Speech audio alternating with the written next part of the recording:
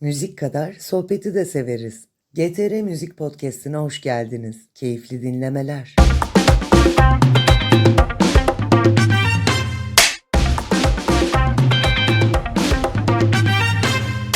Kat'ın yeni bölümüne hoş geldiniz. Bugün yine kahkahası bol, enerjisi yüksek, harika misafirlerimizin olduğu eşsiz bir programla beraberiz. Yine karşımda dijital dünyanın taçsız kraliçesi Esra Gencebay var.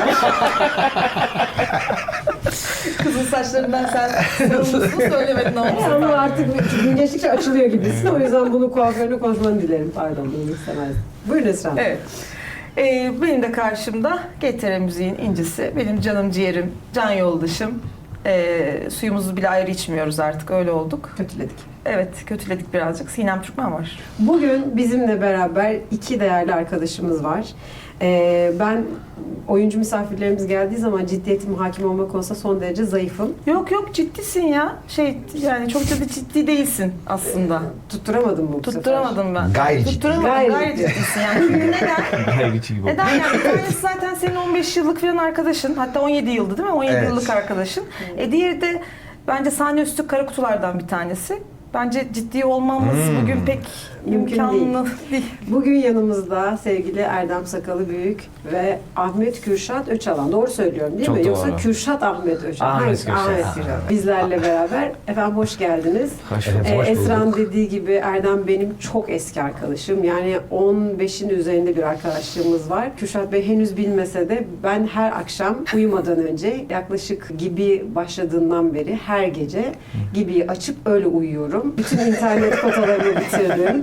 Bütün diyaloglara hakimim. Ve bazen yersiz şakalarımın sebepleri gerçekten sizlersiniz. Sizi çok Teşekkür seviyorum ve ederiz. çok Çok- büyük hayranınızım. çok sağ olun her ikinizin de. efendim. Efendim Çok sağ hoş olun geldiniz. efendim. Hoş geldin. Hoş bulduk. Çok Ama güzel ne kadar oldu. güzel girizgah yaptım. Ya, Cumhuriyet harika. Bayramımızı da Gerçekten kutlayabiliriz. müthişti. Bugün Cumhuriyet Ama biz bunu Bayramı. Kasım'da yayınlayacağız. Olabilir belki de bilmez ya. 10 Kasım'da da anneler günüydü. Çok mutlu olduk geldiğimiz için biz de. Evet, teşekkür ederiz. Yani açılışımızdan beri bizi yalnız bırakmadınız. Zaten siz Erdem Bey hep hayatımızın içindesiniz. Bir şey illallah mıyız artık? Öyle de demeyelim ama bizim için kıymetli bir yerindesiniz. Efendim yani o kıymet hayatımızın bize ait. tatlı minnoş yerindesiniz. Buyurun Esra Hanım, ben çok Evet. gevezelik etmeye Ya müsaitim aslında çünkü. biz işte açılışta da Sinem'in de bahsettiği gibi sizleri çok yakından takip ediyoruz. Ama önümüzdeki bu süreçte, bugünlerde bizleri neler bekliyor? Saf komedi haricinde hayatınızda neler oluyor? Bir onları duymak isteriz. Tabii. Buyursunlar. Tamam, ben buyurayım. Güzel bir soru. Evet. Biz sizin kadar bu kadar alışık değiliz böyle programlara falan. Sizdeki o akıcılık bizde olmayacak mı? Birbirimizi bu kadar övemeyeceğiz. Erdem'le bizim içtiğimiz su ayrı gitmiyor. Sonra İki bardak diyor, konsa da. Aynen. Dijital dünyanın, analog dünyanda kırıldı Erdem. Biz sizden çalabiliriz ancak biz yani. Evet, şöyle bir dizide oynamıştım ben. Muhabir diye, tabii de yayınlanacak. O ne zaman yayınlanacağını bilmiyorum. Belki bu program yayınlandığında yayınlanmış olabilir. Belki de yayınlanacaktır yakında. Program yayınlandığında. Tarih vermiyoruz. Evet, bugün tarih vermiyoruz. Evet. Kasım ayında ya da Aralık ayında muhtemelen yayınlanacak diyelim. Tabii bizdeki işimiz muhabir işi. O 2 kişilik bir hikaye. Mekin Sezer'le birlikte oynadık. Ilgaz Kaya vardı. Emre Aguş'un yazdığı ve yönettiği bir iş. İki muhabirin hikayesi aslında. Birisi daha böyle etik bir muhabirken, diğeri ilerleyelim, yükselelim de ne olursa olsun diyen, biraz daha makyavellist bir muhabir. İkisinin arasındaki çatışmayı görüyoruz aslında. Komedi ama dram tarafı da ağır olan bir iş. Onun dışında 2 tane tiyatro oyunu da oynayacağım bu sene inşallah. Bir tanesi Eray Sel'le yazdığımız ve işte kendimizin oynadığı bir oyun. Yani yine Damla Yılmaz var. Öykü Aslan, Ceren Papis ve Ezgi Fidancı'nın olduğu bir ekibiz. Böyle 6 kişilik bir ekip. O da bir komedi oyunu. Ona da bekleriz herkesi. Adı Toplantı oyunu. Diğeri de Bobik Nerede diye bir oyun. Anton Çehov'un 3 Kız Kardeş uyarlamasını o da. Ona da bekleriz. Onun Onu da kadrosunu söyleyeyim da- mi? onun Evet, kadrosunu da uzun. öğrenmek Evet, isteriz çok lütfen. çok gevezelik ettiğim gibi oldu. Ama çok konuştum gibi hissettim ya. Esra bak. Neler yapıyorsunuz? Evet. Bayağı şey yapıyorsunuz. Burayı kat o zaman programın ismi ne konuşamadım neyse.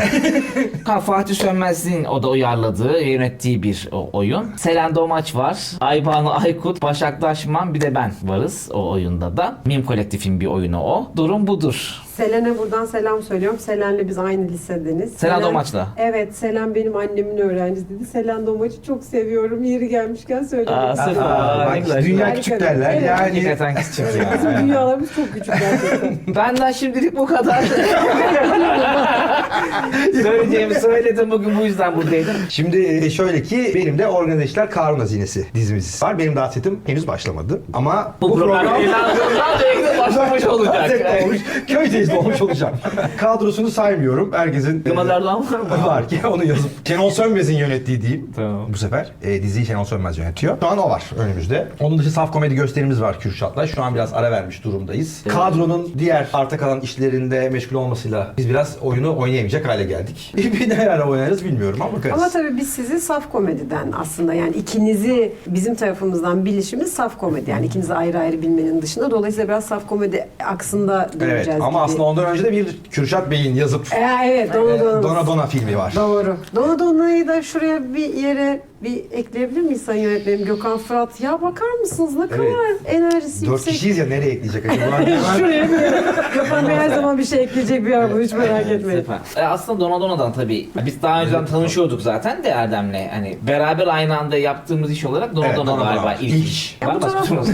bu tarafta aslında şey gibi Esra'nın sorusu var da biliyorum sadece araya bir şey diyeceğim. Şenol deyince sizin Şenol arkadaşınız da çok eski. Zaten Tabii, evet. şöyle bir O da hikaye Rina var. filminden. Evet çok güzel Gökçeada. filmdi. Evet o filmi de çok Ben güzel orada bir izlemiştim. amatör kulübün kalecisini oynuyordum.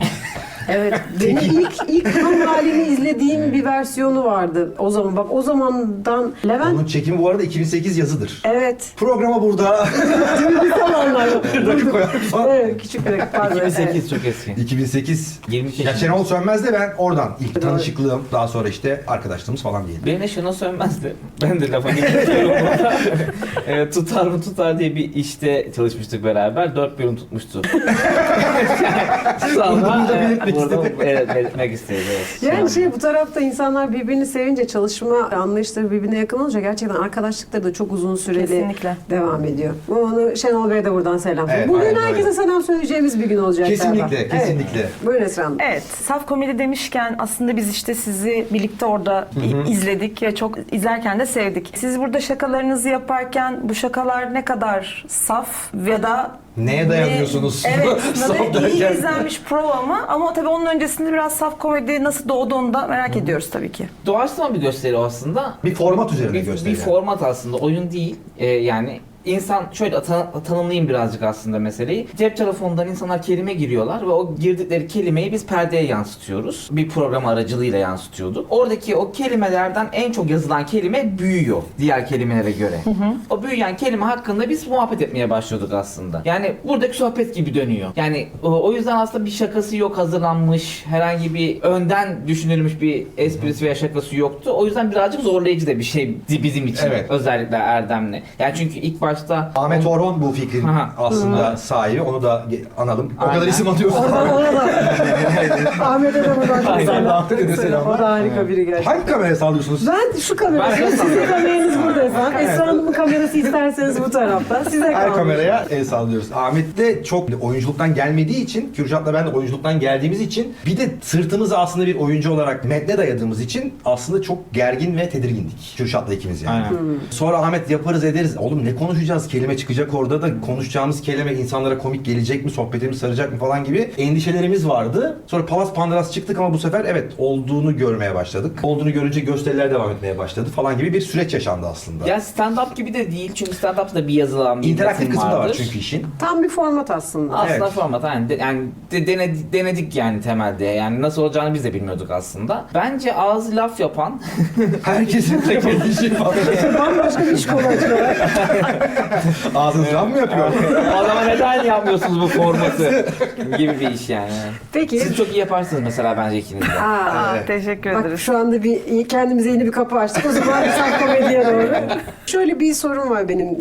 Uzun yıllardır bu işleri yaptığınızı biliyorum. Türkiye'de oyunculuk meselesi deyince hep aslında bir yandan da bir mesleki olarak ek bir şeye ihtiyaç duyulduğu gibi bir dönem geçirdik ve geçiriyoruz. Bunu nasıl değerlendiriyorsunuz? Yani kendi hayatlarınızla, arkadaşlarınızın hayatıyla. Çünkü biliyoruz ki oyunculuğun temelinde bir bekleme, bir sabır hikayesi var. Bunu nasıl yorumluyorsunuz? Yani bu kademeyi aşmak için ne yapılması gerektiğini düşünüyorsunuz? Bence bir oyuncunun kontrolünde olan mesele değil yani onu aşmak. Evet bekliyoruz, o beklemeyi nasıl doldurduğunla önemli. Ben şu an 2 yıldır ikizlerimle dolduruyorum diyebilirim yani o anda. Ama onun dışında kendine yatırım yapmak tabii ki hazır olmak. Yani o an geldiğinde onun için efor sarf etmek ya da bu duruma mesai harcamak, kafa kırmak daha doğru bir şeymiş gibi geliyor. Ya da üretmek bence. Bir de öyle bir durum var. Çünkü yani tabii ki gelebilir ama bekliyorsun sonuçta dediğin gibi. Hep bir ek bir şey, bir meslek şey var. Evet. Hep kolunda bir bilezik daha olması gerekiyor. evet, Gerçi olsun hepimizin işlerinde bu artık bu coğrafyanın kaderinde olan şeylerden. Bir şey yaparken başka bir şey daha yapmak. Hiç boş bırakmamak. O işleyen demir ışılları biz çok ciddiye alan bir tayfayız anladığım Ya bence tiyatroda mesela bir oyuncu için tiyatro beklemek demek değil zaten biliyorum ama bence refleksleri konusunda bir oyuncunun her gün aynı idmanı yapıyor olması büyük bir avantaj. O yüzden de hani konservatuardaki refleksimiz benim şu an olmayabiliyor çünkü o kadar sık performans göstermiyorum. Çünkü o kadar sık projenin içinde yer almıyorum gibi bir durum var. Tiyatro kökenli olduğum için söylüyorum bunu. Ama bu seçicilikten mi yoksa yeterli alanın olmuyor olmasından mı? Seçicilik diyebiliriz. Bir küme yoksa zaten hepsi. Zümreye ait olamamak diyebiliriz o an. Her şey olabilir yani. Bu sadece benimle alakalı değil. Benim de yapmak isteyip yapamadığım şeyler oluyor. Çünkü her şeyin karşılığı memlekette, coğrafyada tabii ki bir ticari duruma denk geldiği için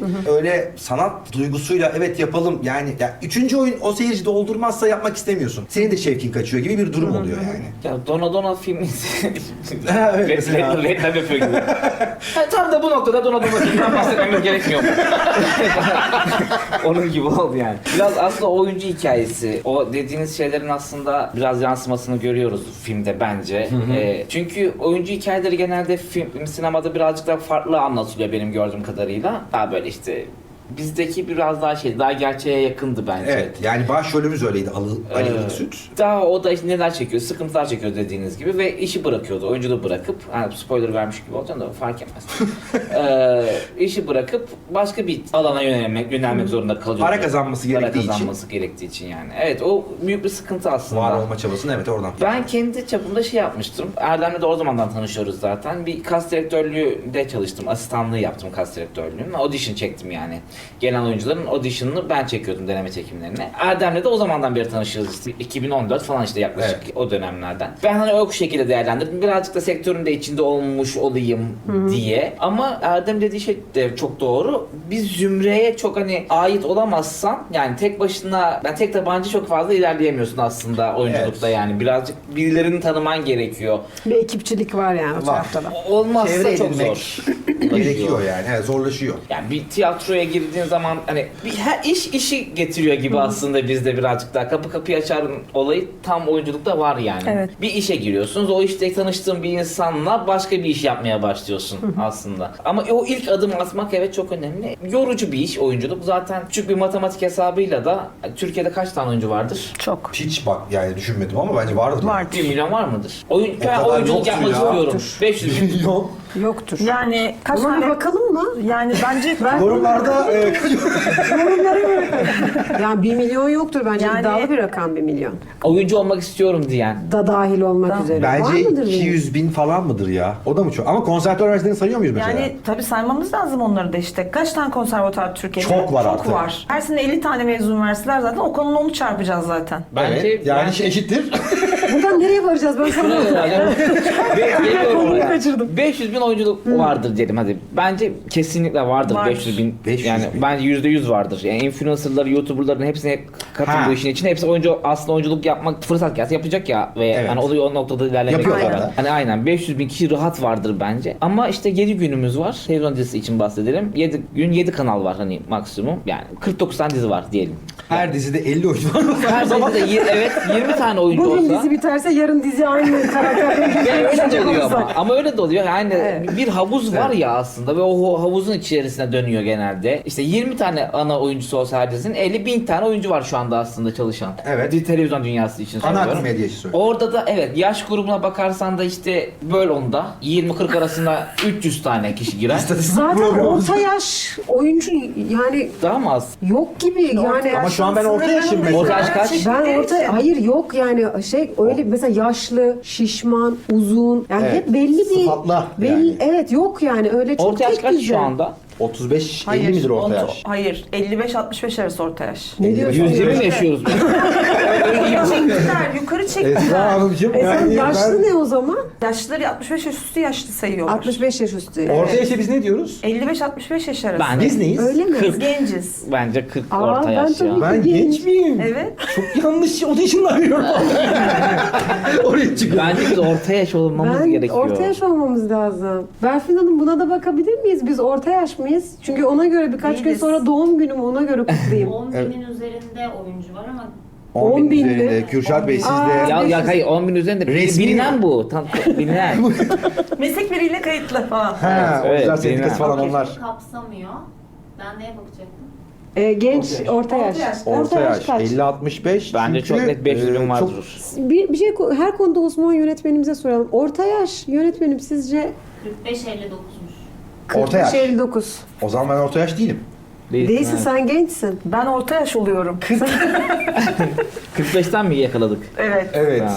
Benim 45'ime bir yaşım mı kaldı? Ben 45 diyorum 5 senedir mutluyum da bundan. Ben orta gencim yaş ya. olmak Ben hiç istiyorum. orta yaştan yok bende orta Bir yerde yaş. kaldık gibi. Neyse demek istediğimiz şuna geliyor. Bir zümreye ait olma ihtiyacı var sektörde. Çok var. Çok az Aidiyet, alan var. evet yani. aidiyet. Bir de galiba risk almayı seven ekiplerle bir arada olabilecek şansı yakalıyor olma durumu geçerli. Şans çok önemli bence zaten. Bence de oyunculukta. ya. Çok Şans, Ya o yetenek, öğrencinin çalışma, şans, tutması, hepsi iç içe bence yani. Biraz istikrar ama o gerçekten kimse risk almıyor. Yani o belki de aynı oyuncuların etrafında dönüyor, aynı kastın etrafında dönüyor olmasının sebebi de o ya. Evet. Belki de. Yani yok mu güzel şive yapan oyuncu da ben yine bu şiveye taktım. Ben birkaç bölümde bu şivelerle ilgili çok derdim var. Ama gerçekten öyle üzülüyorum oluyor. yani gerçekten işini çok iyi yapan insanlar varken sırf risk almayalım diye aynı matematik üzerinde gidiyor olması oyuncu olsam beni de abi niye böyle bir şey yapıyorum bir de acaba gibi dediğin gibi şey var hissettirir yani. yani. Bir oyuncu bir yerde çok beğenilip seyirciden reaksiyon aldığında o oyuncuyu artık o klasmana koyuyor. Evet. Gibi bir durum da var. Birdenbire bir şey Birden- oluyor. evet, o diyor, o diyor. Her şey başka bir yerde. Sen hep komedide oynayan hep komedi oynayacakmış gibi algısı. Evet, öyle bir algı da var. Mafya babası hep mafya babası falan. Hep Evet. öyle bir Komedi şey var. işte yani Kürşatların gibi evet dijital alternatif işler çok oldu ama yani ana akım medyada komedi iş pek yok. Ama çok komedi büyük programları bir hariç. virgül. Tabii. Yani bence Bence de. müthiş. Yani ben Kesinlikle gerçekten öyle. fan, Ben de yani. büyük bir fanlık var bende. Ben yani çok objektif bakamayacağım ama müthiş bir virgül olduğunu Kesinlikle. düşünüyorum. Mesela Leyla ile Mecnun'un da o benzer bir virgül O da evet attığını, ya, bir evet. kırılım yarattığını düşünüyorum ama son dönemde gerçekten her anlamda yani başka bir şey anlatıyor. Mesela bir ekol için çok anlaşılmaz. Yani biz mesela ben oturuyorum diyorum ki abi nasıl yani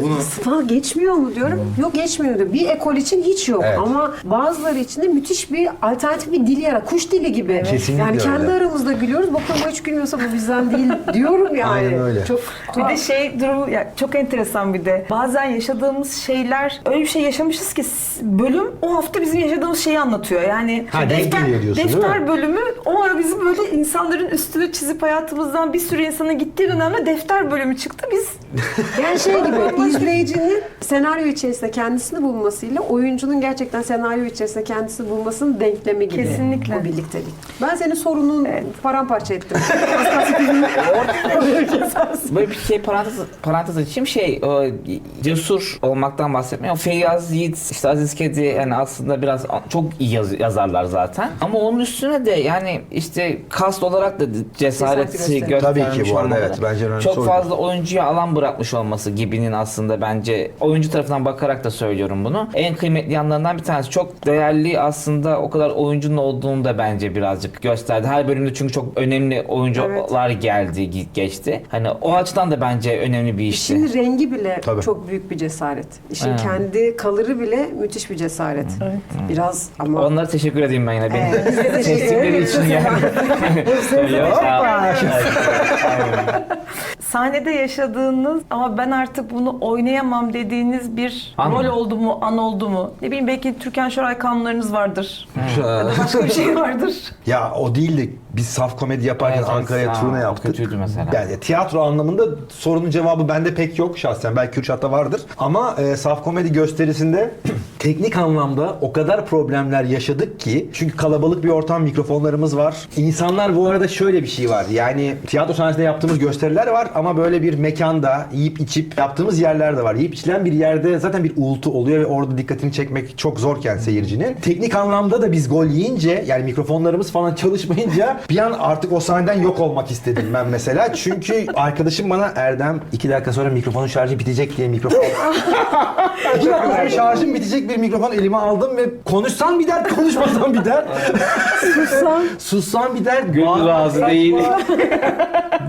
Ya hakikaten yaşadığım bence benim sahne üzerinde Konuşsa tesiri yok. istemediğim an oydu yani. Bir daha bu işi yapmam dediğin. Ya yer yarasının içine girsin deyiminin haklı olduğunu orada anladım Evet. yani. Yani şeye çok üzülüyor insan, yani çok benzer değil ama çok basit bir iş yapıyoruz aslında. Yani aslında çok zor ama çok basit. Ama prensipli olunca ve planlaması düzgün olunca akan bir iş bu. Evet. Yani hep bunu söylüyorum, benimle dalga geçiyorlar. Kütahya'da yol ihalesi almadık hiçbirimiz. Yani kar karmıyoruz, ne bileyim. Yani Evet, doğru aslında diyorsun. çok güzel bir işi, çok nezih insanlarla yapıyoruz. Dolayısıyla tek beklenen şey şu: İyi sahne, iyi teknik, yani iyi Kesinlikle. insanlar, düzgün planlanmış işler. Konuştuğumuz her şey plansızlıktan. Yani bütün eleştirilerimiz plansızlık. Kesinlikle Ya yani. bunu başaramıyor olmak gerçekten son derece sinir bozucu. Ama bunun konforunu yakalayınca da insan Esra'nın sorusu bile gerek kalmıyor. Bu soruları soruyoruz ve bu cevapları Evet. alıyoruz yani. Hiç şey olmadı. Abi hiç öyle bir şey yaşamadım. Harika. Hatta şöyle bir şey daha fazla yapmak isterdim. Hep böyle bir virgül var işin içinde. Kesinlikle. Çünkü tiyatro olsa, kapalı mekan olsa, herkesin izleyecek konsantrasyonda olsa çıplak sesle devam edersin çünkü. Ama öyle bir alan yok ve mikrofon 2 dakika sonra kapanacak diye elime mikrofon verdiler. Yani o anı hiç unutmayacağım Peki gerçekten. orada kurtarma refleksin ne oldu? Kurtarılacak bir şey yok. Kurtarılacak bir şey Format yoktu. gereği Ahmet'le yani. Kürşat siz konuşun. Gittiğimde Şöyle falan konuşuyoruz. aynı bardaktan su içiyoruz.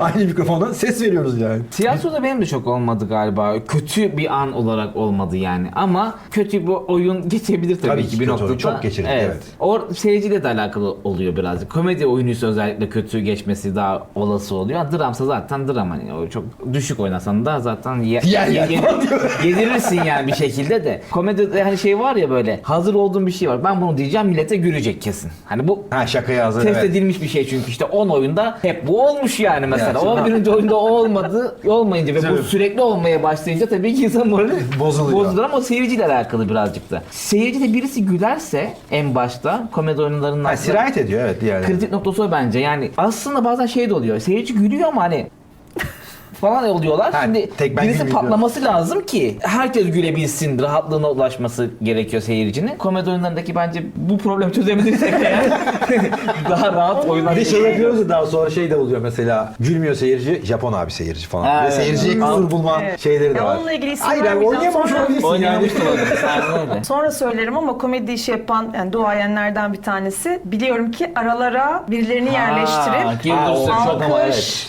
gülme, burada gülün, Gülün. burada alkışlayın falan önceden bilgi veriyordu. Seyirci- Tiyatronun altın çağlarında 80'lerde falan da varmış yani Evet, o işte burada taktik. dediğin kişi zaten 80'de. Acaba mesela Ayağı yani çekiliyor. şey mi, yani çekiniyor mu acaba? Yani ben mesela sizin... Gülmekten mi? Evet olabilir, Çekiniyorlar. çekiniyor olabilir. Evet.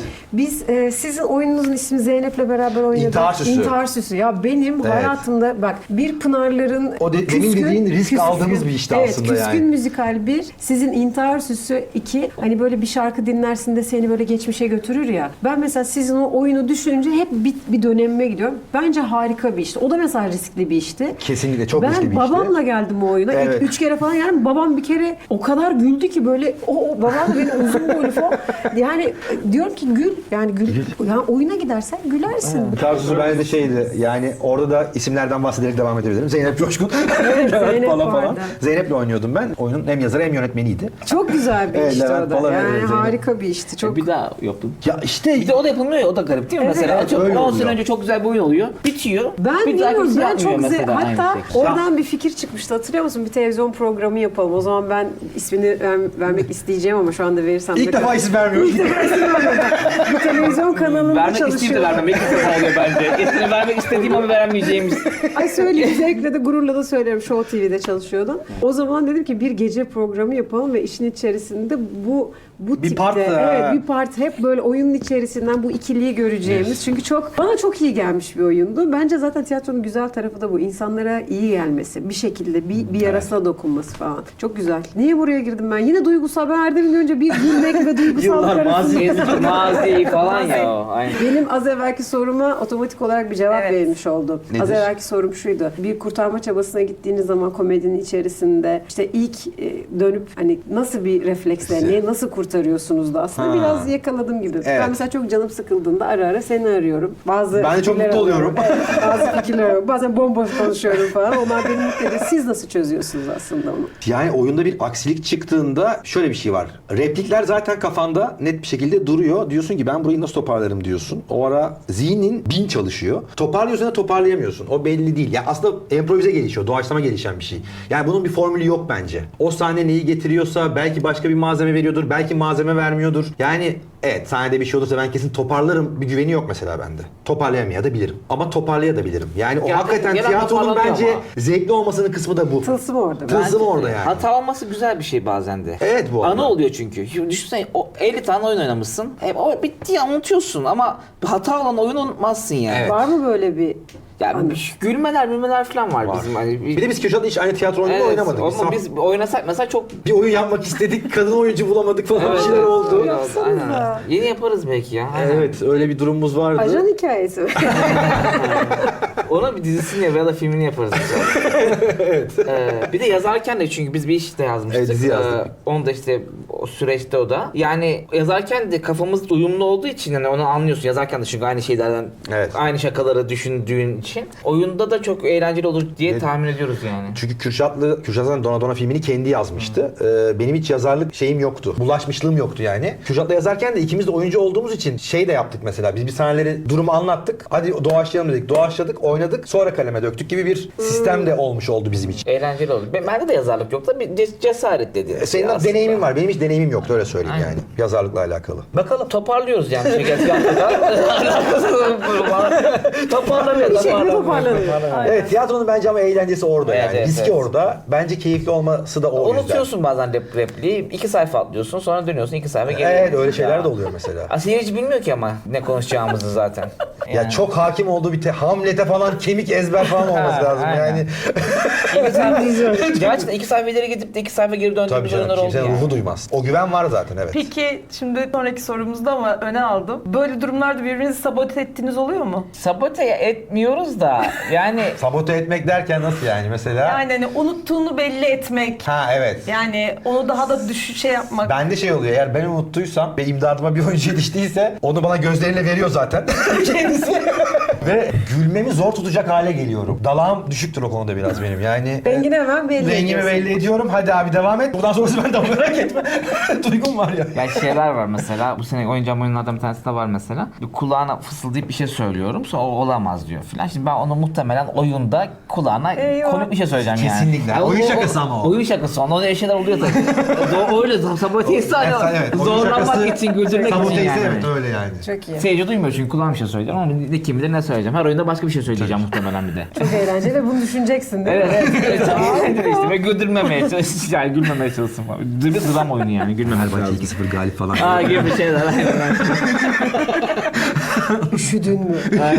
Esra'cığım. Oyunculuğunuzun yani şu andaki Türkiye'deki yansımasıyla sizi Broadway'de ya da Hollywood'da olduğunuzu düşünün. Hangi rolü neden seçerdiniz? Ya da hangi sanatçının yerinde olmak? Hangi rolü? Çok güzel bir soru. Çok güzel bir soru. Cevaplanabilmesi de çok zor bir soru. Bence de. Siz aslında bunu söylemeniz Bu sizin cevap Seferler ya direkt karşı tarafa. Bilmem ki ya, ben hiç öyle düşünmedim aslında. Sevdiğim oyuncular var tabii. Hayran olduğumuz, gıpta olduğumuz tabii ki bence de isimler var da ya Evet. onun yerine geçsem diye bir şey yok. Öyle bir şey duygum hissetmedim olarak. hiç, evet. Ama Adam Sandler falan çok severim mesela yani. Ben Office'i izlediniz mi? Evet. Ama mesela Office gibi işte de oynamak isterim yine. Steve Carell mesela çok bence Steve çok iyi Carell. bir oyuncu bence. Bence de öyle. Ama hani kendim öyle miyim? Çılgın Aptal Steve Aşık Carell filmi miyim? vardı. Değilim hani mesela onun oyunculuk anlayışı biraz daha benden farklı belki de yani. Çünkü kimse kimseye de benzemiyor ya neticede yani aslında. O yüzden hani onun gibi olma kısmı biraz daha zor. Aklıma Ama gelmiyor. yani komedi mi, dram Ha, mı? Yani o ya ben komedide türlere oynamayı girsek- galiba daha çok seviyor olabilirim ya. Çünkü daha eğlenceli, daha rahat. Hayat zaten işte eskiden dram daha önemliydi Ama sen bence. şimdi Hollywood'dasın. Hayat zaten kısmı Yok, Amerika iyi. için konuşalım yani. Artık oradasın. Artık oradasınız. Artık Kürşat Bey, Dram buradaki yok. derdiniz yok ya. Ha öyle bir şey. Orada de. başka dertlerimiz var. Tarihi işlerde de oynamak isterim tabii ki. Yüksek prodüksiyonlu Hollywood'daysa gelmezse öyle. Truva'da bir falan sahne. oynamak ister miydin mesela? İsterdim Truva'da oynamak Gladyatör mesela. falan. Gladiator falan, at üstünde. Onlar, yani güzel filmler, kült filmler onlar yani. Yüzüklerin Efendisi'nde oynamak isterdim mesela. Onu Hani da ben de oynamak isterdim. gibi. Yüzüklerin Ama sen Efendisi'nde. oynardın kızıl saçlarını. Evet. Benden bir elf çıkardı. Ben de Hobbit olur. Elijah Wood rolünde oynardım mesela. Frodo'yu oynardım ben mesela. Benim şeyim oydu mesela. Counter Strike oynarken Nick'im Frodo'ydu o zamanlar. Ya ben Denzel Washington dayım olsun istiyorum ya. Çok seviyorum ya.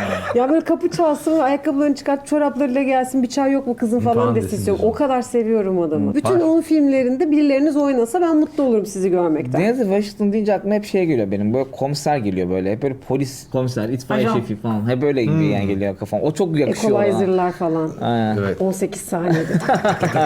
neler. İnsanın evet. aklına neler geliyor. Peki bir diğer soruma geliyorum. Ama sizden daha sonra bu cevabını almak isterim yani. Sizin Niye için daha bir sonra? listemiz var. Gördüğünüz ne? Bir listemiz var. O listeye Evet. göre söyleyeceğiz. Bu soruyla ilgili iyi ki soruyu değiştirmişiz ama bak çok sıkıştıracaktık demek Evet. ki. Tamam onu da sorarız sonra. Kendi aranızda bir şey çözdünüz Evet, ama çözdük. hayırlısı ya. Çözdük biz de kendimizi yemliyoruz arada. Kulağına yetişemiyoruz. Şöyle Ozan Turgut'u biliriz, Tabii biliyorum ki. siz tanışmadınız ama tanıştırmayı çok isterim, bizim söz yazarımız. Biz Ozan'la ağlamayı çok severiz yani Bizim beraber ikizlere- masal kitabı Evet. yazıyoruz. Evet Ozan Turgut. Ozan'la beraber biz böyle masalarda, yemek masalarında böyle 15 dakikamız oluyor hep buluştuğumuz zaman 15 dakika ağlarız yani. Çok büyük bir zevkle hörül hörül ağlayıp sonra tekrar sohbetimize devam Ne kadar ederiz. güzel. Ben bunu kıymetli buluyorum. O yüzden de size şunu sormak isterim. İkinizin de hayatında komedinin bu kadar önemli bir yerinde olduğunu düşünecek olursak ağlamak da sahneye dahil mi sizce? Yani siz bu aradaki dengeyi nasıl kuruyorsunuz? Ağlamak da sahneye daha... Bence de dahil. Bu arada ben demin Kürşat gibi yani tabii komedi oynamak çok keyifli Çok bir şey. keyifli. Drama Ama oynamayı bence seviyorum. drama oynamak da çok keyifli bir şey. Ya, muhakkak. Şahsen. Bence de ben drama oynamayı da çok severim yani. Okulda oynuyordum zaten. Kapılarımı kapatmayıp Ama zaten şey gibi geliyor bana. Benim kafamdaki komedi anlayışında zaten dramatik Komedi oynamak unsur gerçekten var çok iyi. zaten bence komedide.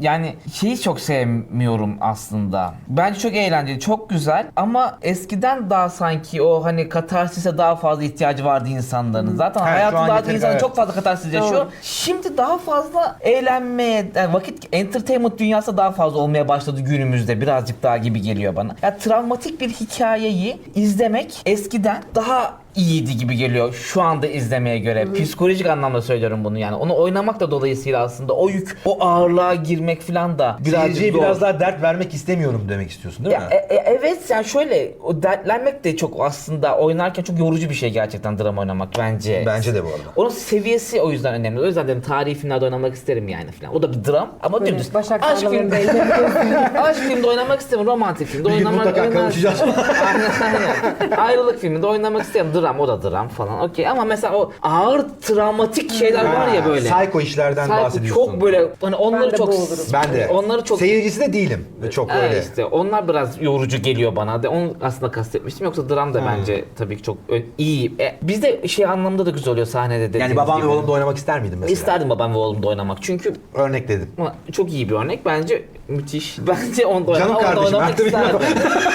Çünkü babam ve oğlumda şey de var ya çünkü mizah da var, şey de var. Hayatın ta kendisi gibi yani. Hani. Dengeli. Dengeli. Aynen. Öyle işler daha çok hoşuma gidiyor benim aslında. Sahnede ağlamak da tabii ki dahil yani sahneye. Bence de dahil.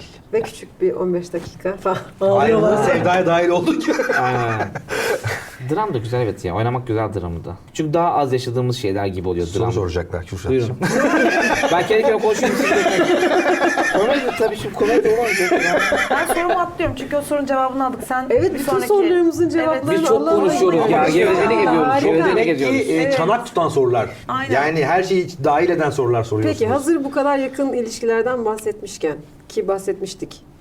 Yani bahsedecektik ya da neyse. Bir hayatımızı bir dönemde bahsettik en azından yani. Hani billahi ki burada bahsetmemize Sizin gerek yok. birbirinizden öğrendiğiniz yani Erdem'in, Kürşat'tan, Kürşat'ın Erdem'den ne var? En Çok acayip güzel sorular soruyorsunuz. Sinirimi bozmaya başladı. Hiçbir şey öğrenemiyorum. Gerçekten sinirimi bozmaya. Aynen. ben mesela Erdem'den şeyi biliyorum. 2+1 her zaman çok iyi satar evlerde değil mi? Öyle bir her zaman, sohbetimiz tabii. var. 2+1 Ben de Artı bir her zaman mesela, satar. ben de onu çok iyi. Kesinlikle. Bravo. Ya arabada Linea falan da fiyat. Satarsın abi. Kalmaz o araba. Erdem'den öğrenecek çok şey var ya. Estağfurullah. Erdem çok keyifli bir insan, çok eğlenceli bir insan bir kere yani. Yani dertli olduğu anlar da çok oluyor, dertleri de çok oluyor tabii ki ama hani o dertlerle baş etme yöntemi bence güzel Erdem'in. Yani o daha rahat, daha hayat devam ediyorcu bir tarafı var Erdem'in yani. Yok ama öyle bir şeyin var yani, telkin etme noktasında öyle bir durumun var en azından. Ama bence yani. senin de var bu anlamda. Ben biraz o kadar şey yaşayan bir insan değilim evet ama hani o keyifli hali bence çok güzel Erdem'in yani genel olarak. Hani böyle sıkılmıyorsun yanında daha ziyade. Hani mutsuz etmiyor seni hiçbir şekilde. Yani derdi olsa da sana onu hani ben sana dur dertlerimi sana vereyim kendim boşaltayımcı bir insan değil. Ve bu çok güzel bir şey bence. Bencil değil dolayısıyla o noktada yani öyle söyleyeyim yani. Eyvallah. Buyurun. Ben de sen de aynı fikir. O iyi. Seni çok iyi bekliyorum. Beklenti arttırdı şu an. Ya ben de Kürşat'tan öğrendiğim şey, ben hayat anlamında sadece iş değil, her şeye verdiği önemin dozajı bence çok doğru. Yani gelen her işe mesela, işten örnek vereyim. Hayatımın işi olarak bakmaması bence çok doğru bir şey. Ya da bir arkadaşlık, bir sohbet, her şeye, herkese, her projeye neyse gerektiği yani verdiği önemin dozajının çok doğru olduğunu düşünüyorum. Bundan dolayı da ne fazla zarar görebiliyor. O kadar güzel kendini muhafaza edecek bir hale geliyor ki ve bunu mesafe koymadan yapıyor. O anlamda bence benim de Kürşat'tan öğrendiğim böyle çalmak istediğim şeylerden biri de budur diyebilirim. Gıpta aslında diyeyim. Güzel. Çok güzelmiş. Teşekkür ederim. Çok sağ ol valla. Rica ederim. Evet, Böyle ben şeyleri de... konuşun ama. Siz sormasanız konuşacağımız Ya ama şöyle bir şey oluyor aslında. Evet, evet. Biraz da bilmiyorum yani doğru mu bu tespitim ama hani Türkiye'de de hani genelde erkekler bir arkadaşlıkları iyidir genelde, daha kuvvetli de olur hani genelde ama hani öyle çok dile getirerek kuvvetlendirmiyor yani erkekler böyle çok Evet. konuşmayız yani. Hissederiz biz falan. Yani hiç Kişiselleştiririz. böyle hiç konuş muhabbeti dönmez yani bunda. O kadın arkadaşlıklara daha fazla galiba Doğru. o dönüyor hani daha çok. Ben Bazı kadınlarda. bazı kadınlarda Evet, hepsinde doğru. değil tabii. Genellemeyelim. Bazı Bu erkekler de oyun var. hiç iyi değil falan. Mesela bu ürün hiç iyi değil. Bunu mesela öğrenmiştim bıraktım. Çok güzel geçti ya. Nasıl odam? Bitti mi ki? Son sorumuza geliyoruz Buyurun. artık yavaş yavaş. Konuştun mu lan? Çok güzel şeylerden bahsettik ama işte aslında Sinem'in en başında biraz tiyatrolarla ilgili sorduğu soruya ben de bir ek yapıp yavaştan bitirmek isteriz. Buyurun. Türkiye'deki tiyatroların son dönemdeki durumuyla ilgili düşüncelerinizi alalım. Sonra da şöyle bir sorum var. Erdem'in baba olduktan sonra sahnedeki varlığı, hissiyatı nerelerde nasıl gidiyor gibi bir Kürşat'a sorum mı daha sorun? var. Yok sana soruyorum onu. Ama ilk soruyu ikinize birden soruyorum. Ya baba olduktan sonra, ya şimdi şöyle bir şey diyeceğim ama çok saçma olacak. Bence çocuk sahibi olmak günümüz koşullarında, günümüz şartlarında hiç mantıklı bir şey gibi gelmiyor. Yani elle tutulur bir mantıklı açıklaması yok ama Çocuk duygusal da olarak, izleyecek bunu. duygusal Ona olarak göre. tarif edilemez bir beslenme, doygunluk, huzur. Yani o kelimeler çoğalır da çoğalır. Hakikaten öyle. Oyundan sonra ben eve gidiyorum artık. Öyle şeyler oluyor. Onun dışında ya beslendiğin, bence hayata bakışın değişince de sahnede durduğun duygu, pozisyon bile değişiyormuş gibi hissediyorum. Yani bu benim gözlerimim. Daha bebeklerim de 20 aylık bu arada. Devamlı edecek yani bu, evet. Şimdi çocuklar oldu ve artık ben hayata böyle bakıyorum diye değil, sen sordun diye şu an düşünerek cevap verdiğim şey bu. Ama çok beslediği şeyler oluyor hakikaten öyle. Yani çok huzurlu çıkıyorsun evden, huzurlu eve gidiyorsun. Onlar mutluysa sen de mutlusun gibi hayata bakış açın öyle değişiyor hakikaten. Yani sahne üzerinde de bence onun etkisi illaki olmuştur. Benim gözlemleyemediğim bir şey de olmuştur. O zaman bir de tekrardan sorayım. Tiyatroyu, Tiyatroların, evet. tiyatroların Dur. özellikle Bence Türkiye'deki tiyatronun Dedem tiyatroları Baba olunca böyle şeyler. Tiyatrolar diyor. Tiyatroları da söyle. söyle. Nasıl tiyatrolar? Tamam ha anladım diye. Tiyatrolarda bence şöyle ki çok oyun var ve bu kadar oyun varsa bence güzel bir şey. Eleştiri yapacaksın hani. Hayır. Çok oyun var ya. Abi kafama Her yerde oyun. Her yerde oyun. Ya, bence seyirci güzel nereye bir şey bu ya. gidecek? Seyirci demek ki istiyor böyle bir şey ve Ya da oyuncular istiyor. oyuncular da istiyor ama şöyle bir şey var. Ya oyuna seyirci gelmese oynamazlar herhalde diye düşünüyorum. Ya başka bir yemek Biraz tabii ki. teşvik edilmeye de ihtiyacı var, Var. değil mi? Özel tiyatroların Evet, özellikle. %100. Yani bu konuda acaba bir Eskiden daha kolektif bir şey kızgındım. mi yapılamıyor ya da Ha evet. Çünkü yapımcılar tiyatro yapımcıları diye genel herkesi karşıma almak istemem ama bazı tiyatro yapımcılar yani bilinen oyuncuların sahnede yer almasını istiyor ki ticari karşılığı olsun diye. Bence iyi oyun doğru politikayla her zaman seyircisini bulur düşüncesindeyim ticari açıdan bence da. de öyle. O yüzden de ona biraz kızgındım ama şu an birçok o kadar bilinirliği olmayan oyuncuların da tiyatro yapıyor olması demek ki tiyatroda yapılabiliyormuş. O kadar da öyle bir durum yokmuş gibi bir düşünceye de beni Haiz oldum bu düşünce. haiz oldum ya. kelimesini kullanabiliriz Bunu da burada. kullansam güzel olacak haiz. Öyle olduğunu düşünüyorum Evet. ben Kürşat'cığım. Sen ne dersin bilmiyorum ki şu an 2 oyunun var senin. Bence şöyle, istatistik gireyim mi yine? Kaç bin tiyatro seyircisi vardı? Ya şöyle, İstanbul'da hakikaten çok fazla özel tiyatro var. Mesela Anadolu'da daha az. Yani özel tiyatrolar neredeyse yok yani hani.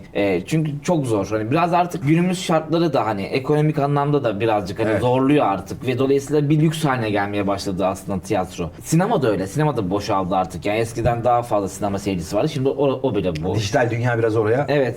Yani ki sinema tiyatrodan daha da çok hani tercih edilen bir şeydi. Eskiden hala da öyledir belki bilmiyorum. Tiyatro bence birazcık artık iyice lüksleşmeye başladı ekonomik durumdan kaynaklı olarak. Zaten seyircisi o kadar çok yoktu. Şimdi özel tiyatroların olmuş olması çok güzel. Hani insanlar işte bir şeyler yapmaya çalışıyorlar ve dolayısıyla teşvik edilmeleri lazım bence de. Ama ben zannetmiyorum ki çok eskiden beri olan özel tiyatrolar dışında işte oyun atölyesi gibi ne bileyim Moda sahnesi gibi hani Köklü olan köklü olan tiyatrolar dışında her tiyatro bu hafta acaba bu oyun dolacak mı ya da kaç kişi gelecek, kaç kişi sattık diye mutlaka ki soruyordur ve o endişesi hep vardır. Yani o endişeyi kurtulamadığın sürece o endişeden aslında sağlıklı bir iş de yapamıyorsun gibi oluyor. Evet. Yani o bir dinamizm katmıyor da o Evet. hep bir şey aslında. Bir de bunu oyuncu düşünüyorsa daha da zararı Evet. oluyor. Oyuncu manevi tarafı da var ya şimdi yani bir oyun oynamak istiyorsun sahne dolu olsun istiyorsun yani en azından. Evet. Ve gerçekten 50 kişi gelse okey mutlu olduğun anlar oluyor 50 kişi yani. Tabii. 50 kişi dediğimiz kişi şeyde 25 kişi aslında zaten birisiyle geliyor. Gidiyor. 25 çarpı 2 yani. 25 kişiye ulaşmaya çalışıyorsun aslında her oyunda ve 10 milyonluk 15 milyonluk şeye de buna ulaşamıyorsun da yer yer. Çok acı ve üzücü bir tarafı var bence tiyatronun o anlamda hala da var bence. Sadece oyun atölyesine, moda sahnesine veya işte ne bileyim böyle büyük Sadri Alçık tiyatro var Sadece yani. sonra öyle odaklandığımız Onlar zaman... büyük prodüksiyonlar tabii. Oraya odaklandığında sanki tiyatronun sorunu yokmuş gibi bir algı olabilir. Ama çok fazla özel tiyatro Tabii ki. var ve Var. yani seyircisi yok birçoğunda. Sistematik olarak desteklenmesi gereken Kesinlikle. bir durumdayız. Yani her anlamda sadece tiyatro üzerinde değil elbette ama sanatın her alanında işte galeri eksiğimiz var. İnsanların yani kendi eserlerini sergileyecek alanlarla ilgili sıkıntıları var. Çok teşvik edilmesi gereken sadece İstanbul üzerinde değil ama buranın nüfusuna oranladığın zaman Tabii. bu konuda siz daha uzmansınız ama Yok, estağfurullah. 1 milyon seyirci olsa Mesela. yani. Ben soru atıyorum. Oranladığınız zaman daha fazla alanın daha fazla insana hitap ediyor olması lazım. Tabi arada da engin bir boşluk var yani bir yerde teşvik edilen oyunların biletlerinin fiyatlarıyla özel tiyatroların oyunlarının biletleri fiyatları arasında Tabii. uçurum, eşsiz bir uçurum Ekonomi olunca. de bence çok etken Çok ya, etken. Şimdi bunların hepsinin bir dengede oluyor olması lazım ki gerçekten bu damarın sağlıklı olarak işleyebilmesi lazım. Bugün Kat'ın bu harika bölümünde Biraz duygusal bir veda yaptık ama. sanata gönül vermiş. 17 yılımızı bitirdiğim canım arkadaşım Erdem Sakalı Büyük ve çok uzun süredir hayranlıkla takip ettiğimiz sevgili Ahmet Kürşat bizle beraberdi. Daha çok oyunlarda inşallah beraber yapabileceğimiz her İnşallah. şeyde beraber olmayı İnşallah. çok isteriz. Bugün bizi kırmayıp geldiğiniz için ayrıca teşekkür eder ve içeride birer kahve eşliğinde sizi uğurlamak üzere tekrar ofisimize davet etmek isteriz ve yine de gelin bütün oyunlarınıza bizi davet edin. Bütün oyunlara gidin arkadaşlar. Bulabildiğiniz bütün tiyatro oyunlarına gidin. Alternatifleri gözden geçirin. Bütün alternatif işleri izleyin. Bunları izlemekten korkmayın. Hiçbir şey olmaz. Gülmekten de korkmayın. Gülmekten de Oyuna korkmayın. gittiğiniz zaman Evet. kahkaha atın. Çok da ağlayın. gülmeyin de Bütün gülün duyguları yani. yaşayın. Çok da oyuncuyu da çok rahatsız etmeden gülün. Bazen de çok büyük. Ama o da çok mutlu eder. Tamam, çok uzatmayıp topluyorum. Son söz söylemek üzere her zamanki gibi sevgili Kızıl Ötesi arkadaşım Esra Gençkaya'ya bırakıyorum. Dijital dünyanın taçsız Kraliçesi. Kraliçesi. kraliçesi. Evet. Taç var da. Ada takıyor. Mesela dün taktı bir tane. İyi ki geldiniz. Çok zevkli. Hatta uzun zamandan beri galiba bu kadar uzun bir program Yapmadık. çekimi yapmadık. Biz çok konuştuk. Değil mi? İki kişi geldik Kaç ama dakika bence oldu? yani. 45 oldu galiba. Değil mi? Oldu. Normalde 30 dakikada falan biterdi. Ben de çok zevk aldık. O yüzden çok teşekkür ederiz. Katılın bir sonraki bölümünde görüşmek üzere. Ne yapıyoruz biz? Dinliyoruz, kesmiyoruz. 3, 2, 1, kat.